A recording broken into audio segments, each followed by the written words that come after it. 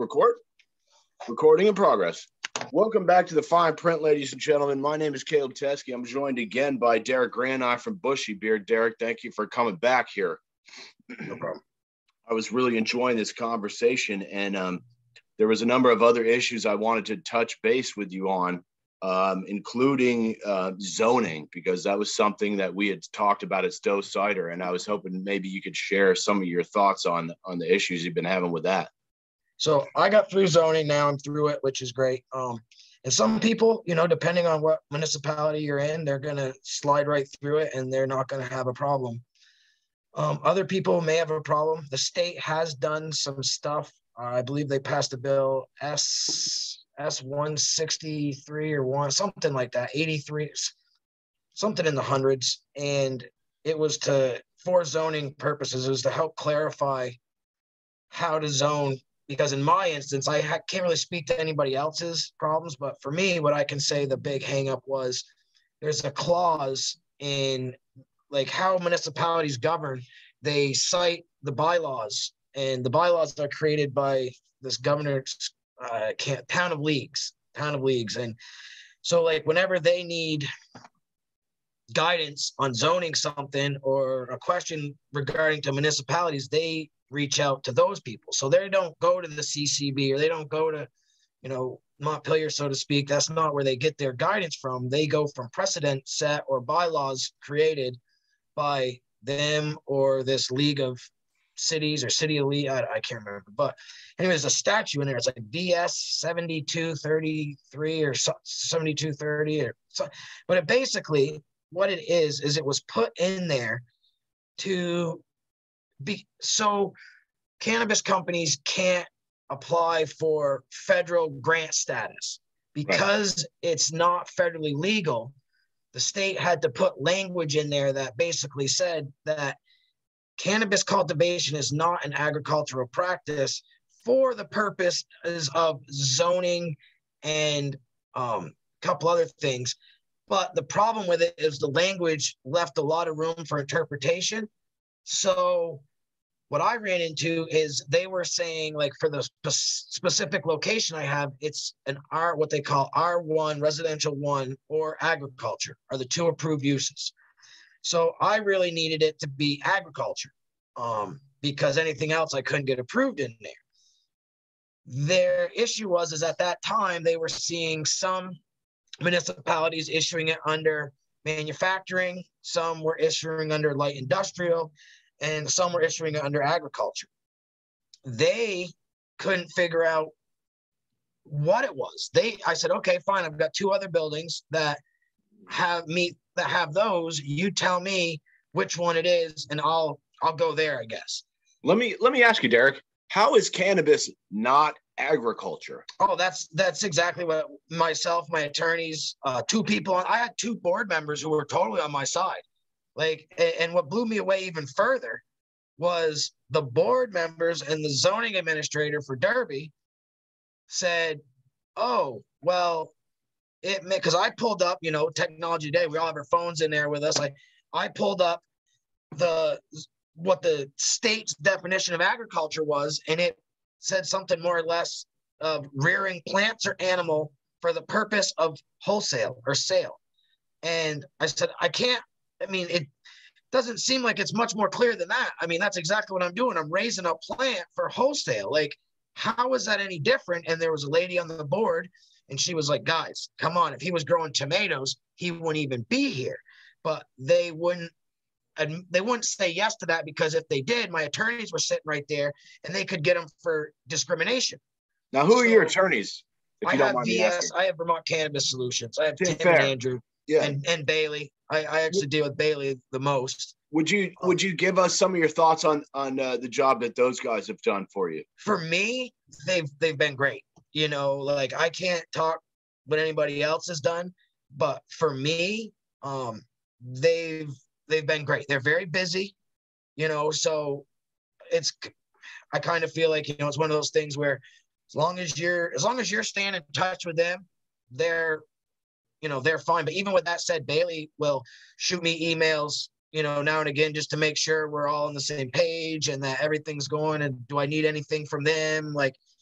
So Is for it me true? personally, I was trying to remember a conversation we had on the phone. Did you tell me that they actually came out to a couple of town meetings for you?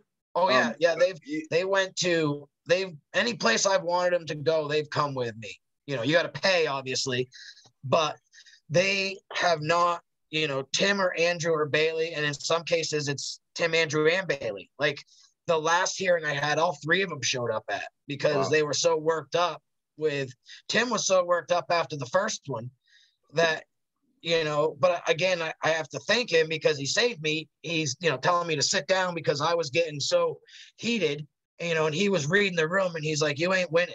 Like, there ain't no way you're winning tonight. You just need to shut up. Just shut up and sit down. And I I feel was like having a that's the hard time best. do that.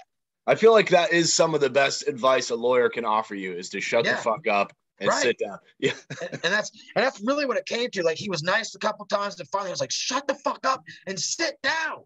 He's like, you're going to blow this. You put all this time and effort and money into this, and you're going to blow it. Because even if they rule in an illegal ruling, you still got to appeal that ruling and you got to fight. He's like, it's going to push you back 4 or 5 months. He's like, so don't blow it now. And he was right. I gave him an extra 2 weeks. And when we came back, they voted unanimously to approve me for agriculture. Wow. So I did get approved finally under agriculture. And Cool. it was frustrating because the very first day I went into his office and explained the whole thing is exactly what they ended up agreeing with the last day, but it just took them 4 months to get to that point.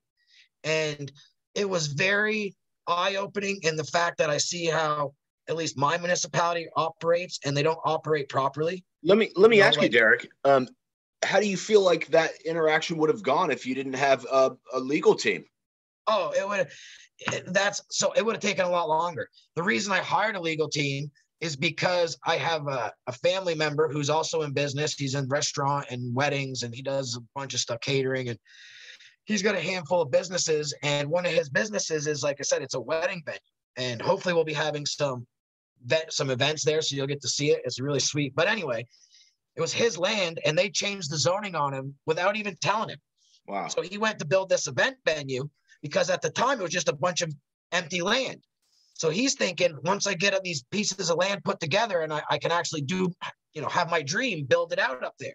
So he took him like 6-7 years to acquire this land, and he finally got it all. So he's like, yep, I'm going for it. He goes to pull the permits to build it, and they tell him he can't because it's zoned as like some special use land. And from his battle, it took him over 2 years. And I said, I don't have that time. So I immediately, reached out to Tim and Andrew, who did everything they could to help me. But I'd even reached out to actual zoning attorneys, because if it went any further, it kind of started to get outside of the scope of what Tim and Andrew do, and Bailey, that's not really their forte. So I even had other lawyers on standby if it went further, but it didn't. So I guess my biggest piece of advice for anyone who hasn't been through zoning is just go prepared. Know the zoning laws, know the bylaws, know, what you're trying to get zoned under, and have your case laid out as to why you should be zoned under that. And now let me ask you, man, I know lawyers are not fucking cheap. No. So if you want to bring a lawyer to a zoning board meeting for an hour, that's going to fucking cost you like a decent amount of money. Oh, yeah. Is that right? I mean, I don't want to scare anybody, but like what I spent, and again, I'm sure Tim and Andrew would back me up on this. Like, my case was pretty, more than most deal with, like they really jerked me around, but I definitely have heard of people dealing with what I am dealing with, what I dealt with. So, I spent right around $3,000 on lawyers just for zoning. Wow. Yeah. It might've been a little less, a little more, but somewhere's in that neighborhood. Because like you said, for them to come to a 2-hour meeting, and what stinks is your stuff is usually at the end. So they have to sit through the whole meeting. Wow. Yeah. And so it's they like, get that full hourly in there. But Tim and Andrew are great. That's the other thing with them. They're the first attorneys I've ever had that don't hit me for the hour. Like, if you roll into the next hour, or if you use them for 15 minutes, they charge you for 15 minutes, not an hour. Like most attorneys I've ever had, you get charged. You go into hour 2, you're getting charged for an hour. So I appreciate them doing that, like That's it true. would be Yeah. nice if the rates were a little cheaper, but at the end of the day, they're providing a service that not many others are. Correct. So, And that was,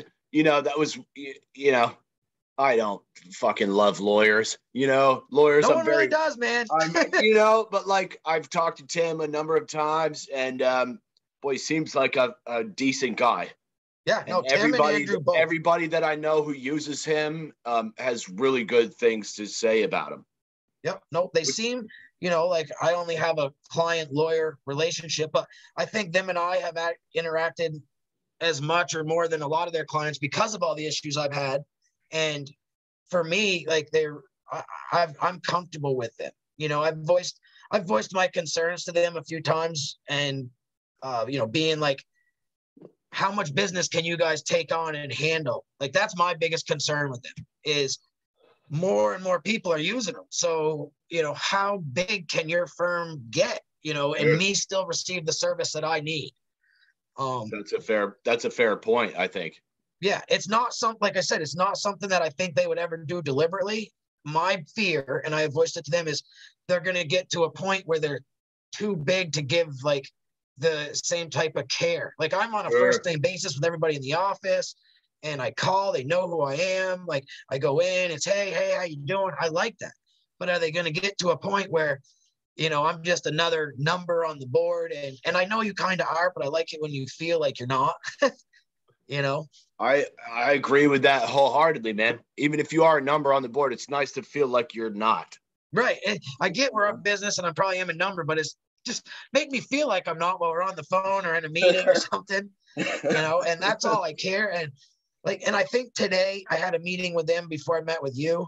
And I think today was a good example of them doing that, because I had asked them to do some work for me, and they straight up today told me, Darrick, we're too busy to give you the attention this requires. So we have a gentleman who we think you should use. Reach out to him. And they gave me the contact information, and that guy's going to help me. So okay. I really appreciated that. They could have easily said, no, Darrick, we got you, and then screwed it up or not done it. And so left you hanging. Right. So I appreciate that. And so far, so good. I see some of the online chatter and stuff, but none of that stuff has been a problem with me. Can I ask you about the banking situation, Darrick? Because I know we've just seen a merger of the two largest credit unions in Vermont. Yeah, get your logo in there. Get it in there, sir. Yeah, there we go. Bushy Beard. I want to ask you about the banking, because I know a lot of people have been talking about this recently and messed up. Yeah, but what are your thoughts on this merger? So I talked with, the merger makes me nervous because the North Country Credit Federal Union has a different stance than VSECU. However, I went down last week and met with VSECU, and they told me that they are not planning on doing any rebranding in the near future. Who do you bank with currently? Can I ask you that? VSECU. Okay. So, and currently, I'm not classified in that cannabis account because of how I set up my account. I set it up in a way that, I told them, like, look, we work with the cannabis industry, but we're not selling cannabis right now. Like, we don't have a license. Like, so all we're doing is building out our facility, and we need a place for that money to land to write checks. Like, we got to have a place to put our money to, because we can't pay everything in cash. Like, we need a money trail, or paper trail. So I talked with Greg Hisense, who I would recommend anyone who has questions with banking speak to from VSCC. Who's that? He's like the guy who deals with the cannabis stuff at VSCCU. And special accounts, Greg Hisense. And really nice guy. And I basically gave him my whole spiel, and he said, Darrick, you're telling us too much. He's like, we appreciate it. We totally appreciate it. He's like, but we're not ready to deal with all that. And therefore, we've got to, because I set my account back up in December. He's like, so what you should do is just tell us that you are looking to open a business account. You're currently building cannabis facilities, but you're not sure if they're for THC or for CBD. You're just building out the facility. So therefore, you don't need to tell us any more than that. If there comes a time where you obtain your license and you bring plants into your facility and you do decide that you are going to enter the cannabis market, he said, then at that time, you contact us and you let us know what your plan is, and we will move you to the other account, which that brings me to my big concern. I just met with a CPA who was the former mayor of Barrie last week. Tom Lozon.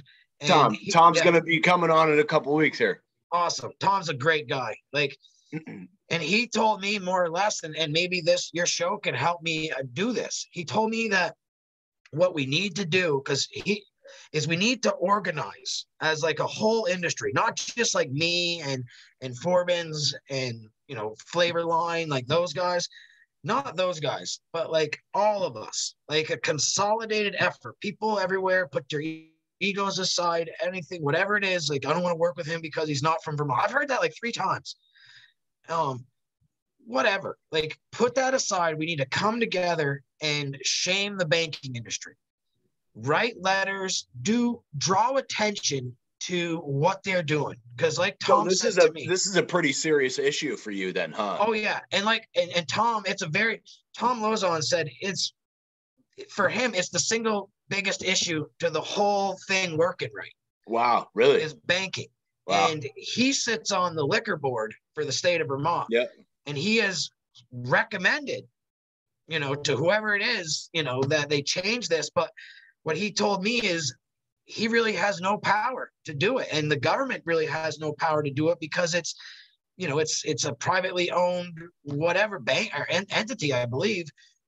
Somewhere or another, there's nothing that he can do, he said, or he can think of anything to do. The only thing he said he could think to do would be to shame the industry. He said, you just get everybody together. He's like, and you figure out a way not to use the bank or, for a week or 2. Let me ask you, Darrick, do you think that shaming bankers will work? I don't think so, because at the end of the day, this is what I think. I think that they're looking at it, like if I'm looking at it from a bank perspective, they're looking at it as like, we got you.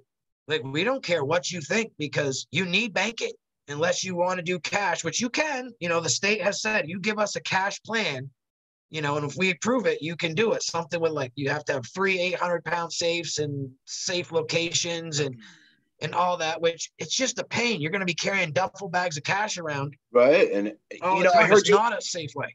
I heard you talking with Nick about that at Stowe Cider when we met. And that was one thing I really thought maybe this was an unintended consequence that they didn't think about, was like, hey, if we're going to force everybody into these banking programs where they're going to get kind of bent over the counter on fees, are they just going to keep the cash on hand and deal with it on their own? Yeah. And from what I understand from people like Tom, who's in touch with the people who make these laws, like he's constantly talking to the CCB because he's on the liquor board. So he says they're constantly asking them questions and stuff like that. And he said he's told them that this is not good. This is not a good situation. This is going to keep the black market strong. This is going to lead to people not claiming all their money because they're not going to want to pay the extra fees and taxes. They're going to put in just as much as they want. And, and like Tom pointed out, he's like, Darrick, you have 2 other businesses. He's like, do you pay anything for your checking accounts? I said, no. He's like, no, they're happy to have your business. Right. They're happy to have your business. And now you're going to pay somebody $30,000 a year just to have an account with them. And let me ask you, Darrick, do you think that will stop later? Because I do. I think like federal legalization will stop it.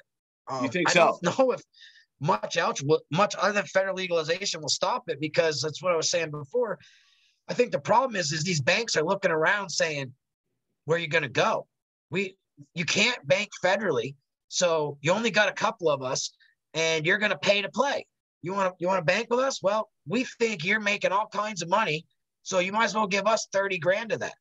Or you can go with VSECU, which is a percentage, which that actually leads more to skimming, because now you definitely don't want to put it in there, because the more you put in, the more you get charged, as opposed to the flat rate. So I like the percentage for the fact that if you're not doing business, you're not getting charged, like you're not just paying it every month. You're only paying on what transactions are in there, the percentage of. So that part is better, but there is a point where that fee, the percentage exceeds the flat rate. I did the math. Yeah, it's about 165,000 a month in deposits, I believe. Yeah. So that's what I mean. And for tier 3 guys, we're gonna double that. You're gonna be, you're gonna, so we're which is looking gonna be super important for guys like you, I think. And that's my problem. It's like that just seems outlandish. Like, we have a lot more operating costs, so just because we're depositing more doesn't mean we're making more. Right. So now all of a sudden, we've got deposits don't mean profits. Yeah. Yeah. Like it's really, I could understand if it was like on your profits, but it's not. It's just like, oh, we're taking out of this. You've got to figure it in as an operating cost almost. Like, okay, I know every month I'm going to pay this 25. So where do you cut that out? It's like, okay, where do I make up this 2,500? Where well, I know where most businesses cut that out is from employees. They're like, hey, we just won't fucking hire anybody. And that's exactly, that brings me to another key thing is process and packaging. I've really been looking at that a lot these last couple of weeks. I've really been crunching numbers and doing, nuts and bolts from chop, harvest, dry, all the way. What's it going to cost me to employ someone to do that as opposed to me doing that? Yeah, right. And basically, the trimming, that's something we're going to always have to do because we're a craft facility. So we're going to hand trim. Yep. But labeling of the jars, packaging of the jars, boxing of the jars, that's all stuff a machine can do. That right now it takes, I have 4 or 5 guys who do that. But if I get a machine, all of a sudden you only need 1 guy. You just cut out 4 jobs. Let me ask you, Darrick, would you rather have a machine do that, or would you rather have people do that? So originally, my plan was provide good jobs, and I still am. I'm still going to, even if I went with a machine, I would still have 10 to 15 positions as opposed to 15 or 20. So I would still have it. But, at the end of the day, for packaging and labeling and processing, I would probably prefer the machine because it's never going to call out. It's going to be here every day. It's not going to have an attitude.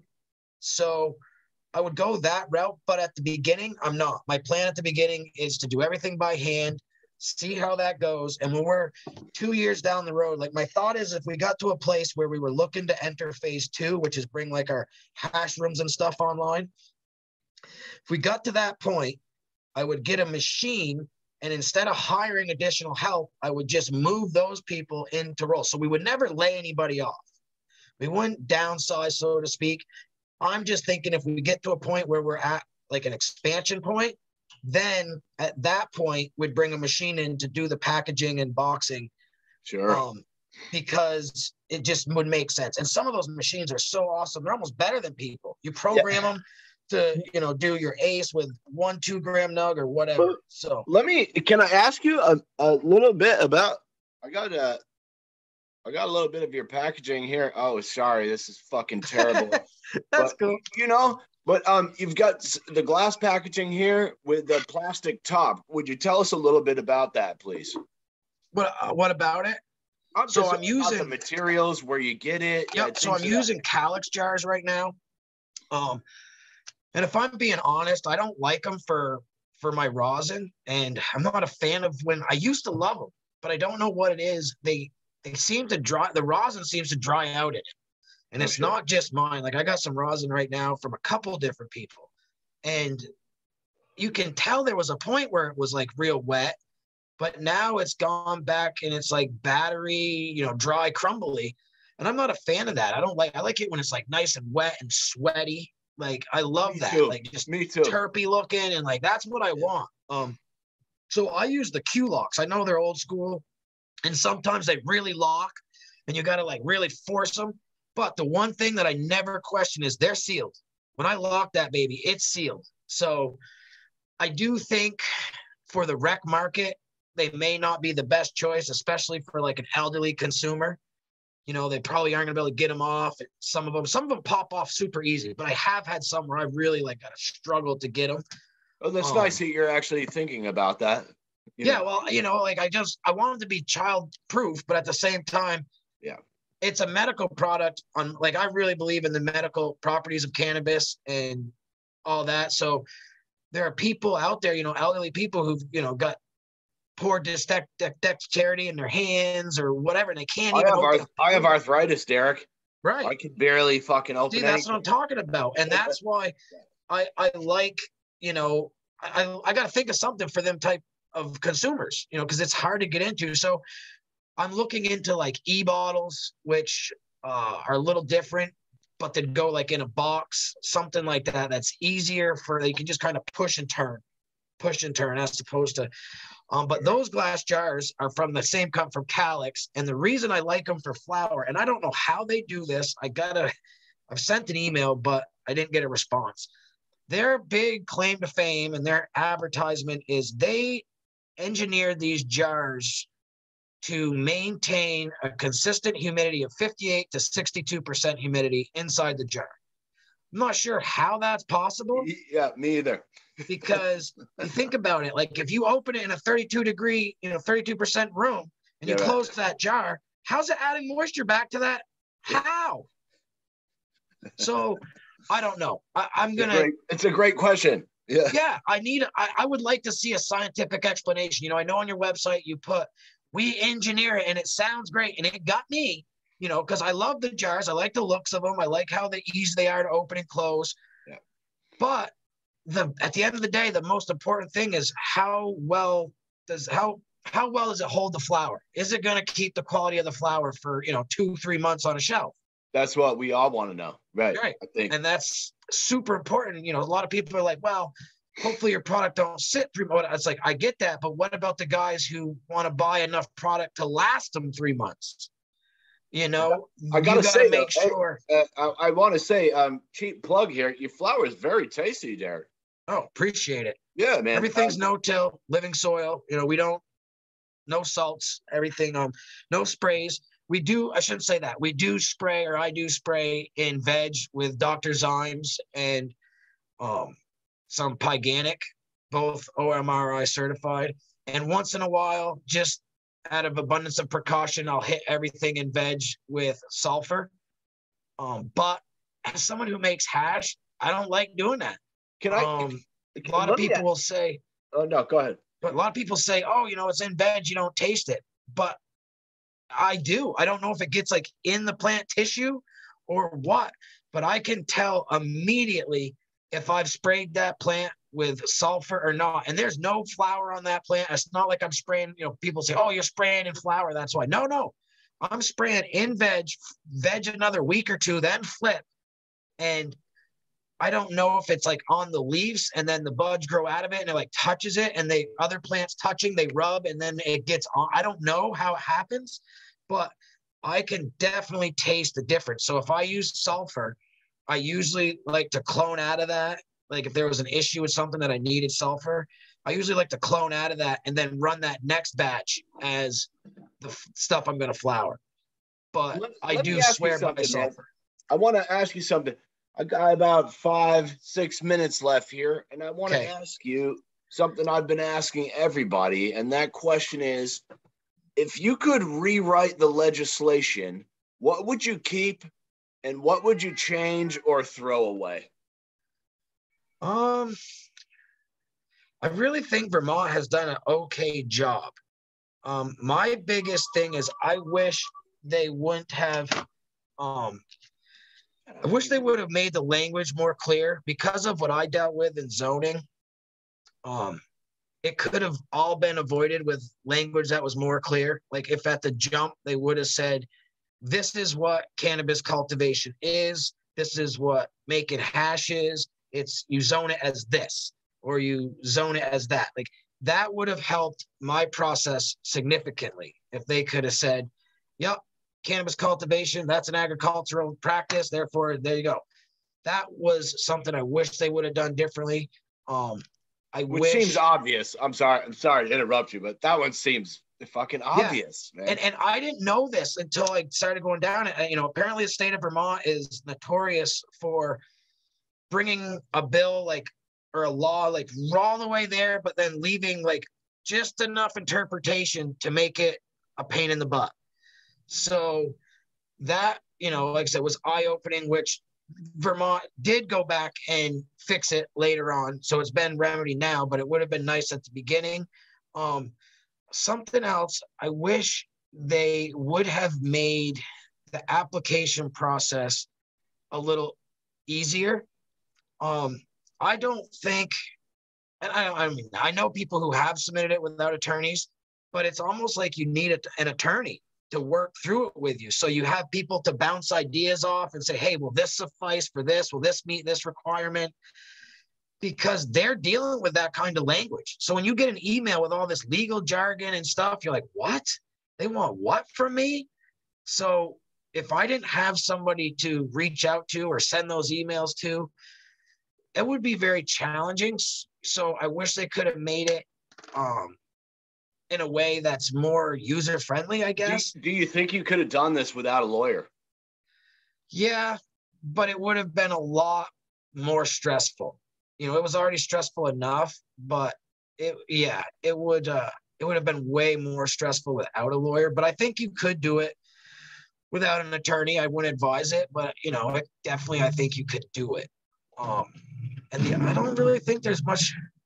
I think Vermont has done well, and I hope they don't open up loopholes like other states have done with closing down the corporate cannabis in Vermont. Like, not so much that you can't be a big corporation and come in, but they only allow you to come in and be so big. Like, you can only come in and have one facility, and the biggest you can go is 37,500 square feet, which is still big. That's still a big fucking facility. Right, but we're not talking like, look at California, look at Oregon, Washington. They literally do 20-acre fields out there. They just built, they call Glass House something, and they built it. It's like something like 1.2 miles around the whole thing. It's something stupid. 1 million square feet of canopy. Yeah. You know, when you see that, they're doing one thing. They're positioning for federal legalization. Yeah, and you know, listen, I'm in favor of federal legalization, but if your federal legalization is going to come at the cost of farmers who are that's what it's going to come at. Make money, and that's what sucks. You know, so like I don't like that, man. No, but that's how it's going to be. So I look at this like, well, I know it's coming. So I got two options. You know, you either ride it out and bank everything you can until that happens and then go out of business, or you get yourself big enough with enough capital to where you can start playing in that market yourself, or be bought up by one of the big players, because the big players are either going to squash you, buy you, or put you out. It stinks, but you see it in California. They're not growing all that. They're not building those facilities to supply cannabis for California. They're looking at it as, we've got the infrastructure. Now we can supply the whole U.S. Florida's doing the same thing. They're using medical program to disguise it, but the things they're building are huge. So it stinks for places like us in Vermont. Like, I hope we can build a really strong cannabis community, much like our beer community here. And when the federal legalization hits, us small guys will still be able to do what we love and produce, you know, a quality product for everyone. But that's definitely scary. Federal legalization is scary. You know, Darrick, I think that's a great place to leave it right there. Sounds good, my man. I want to thank you so much for taking some time out of your schedule to be with me. This has really been great, and I hope we can follow it up sometime down absolutely, the road. Man. Anytime. You reach out to me, dude. Anytime, Caleb. I'm always available, dude. You're make time, whatever. I just make some time. We can chat it up. I enjoy this stuff, so I appreciate you asking me. And like I said, anytime, my dude. This has been great, man. I'll have this up by the end of the day, man. Thank you so much. Thanks so much, dude. I appreciate it. Yep. Fuck yeah. Oh, that was good. Oh, that was good. Good. We're done recording. That was good. Oh, good.